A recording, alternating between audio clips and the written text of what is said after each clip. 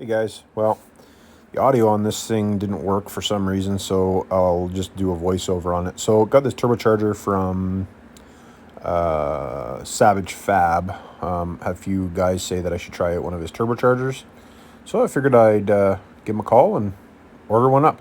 This one is supposed to be a drop-in Super 9, I think he calls it. So it's a 60 mil based off an HX35 with a 9 centimeter hot housing on it, but a drop-in for an HX35, so you're for your second gen Dodge trucks. But I was just talking about I got a chunk of crap in my eye, and that was when it first happened, and I first got it taken out, but it's kind of been grinding on since, but it's getting a little better now. Anyways, there's the instructions. Who needs those? Actually, if you never install a turbocharger, you should really read the instructions because it does give you some helpful information. Make sure you get everything tight, make sure there's no debris, new air filter, you got a pre-lube turbo, blah, blah, blah. I honestly didn't read through them, but I probably will read through them just to see what he has to say in there.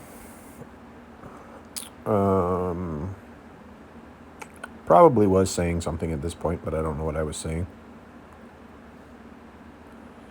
But you can see on the top there, the gasket kit that comes with it.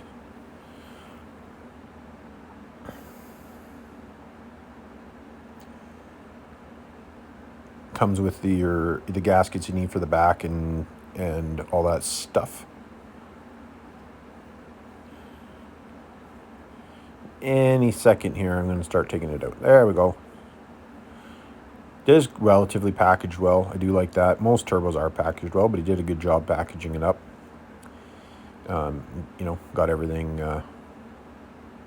Nice bag with zip tie holding the bag closed. Keep all the dirt, debris, and such out.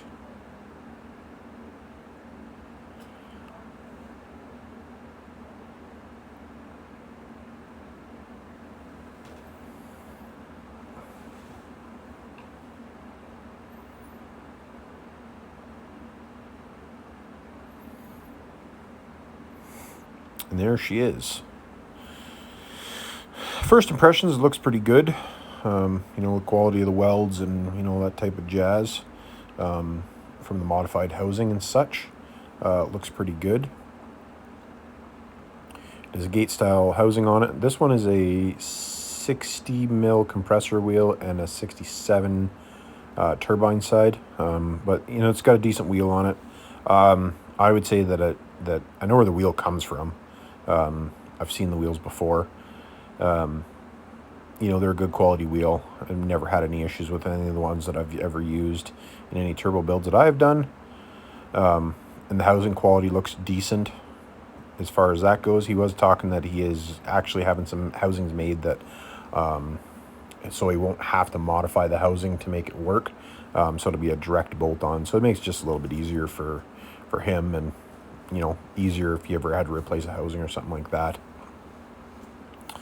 But it does seem nice quality. We are going to be doing some testing with this turbocharger versus a K27. That's going to be some of the testing that I'm going to be doing, hopefully in the next month or so for sure. I'm not exactly sure on the date just yet when we'll be doing it, but we're going to be doing it on a between a 300 and 350 horse P-pump Cummins that's going to be towing. Or primarily going to be towing, I suppose. So, anyways, that's kind of the gist of it. And like I said, everything looks decent. Quality looks okay. Clean. It's not dirty. And it's all new components too, so everything should be pretty clean. I'm not sure what the gate is set at as far as spring pressure goes. For when the gate's going to open, but I guess we will find that out as soon as we get it on there and give her a whirl. Something I will be doing is the rear housing that will be coming off the HX35 that we have. I'm going to bore the center of that out so that the center of it is the same diameter or close to the same diameter of the turbine wheel, so we don't have a restriction at that point, because obviously the better motion you have going through there, the better. So is what it is. like I said, if I knew what I was saying in the audio, I would just continue to talk about that. But I have no idea what I was talking about because the audio didn't work at all for some reason. It was just like scratchy noises. So, anyways, like I said, we will be doing some dynoing and such. See what's going to be going on. And I don't have much more to say on that one. We will catch you guys on the next one. And remember, it's not rocket science. Keep the shiny side up.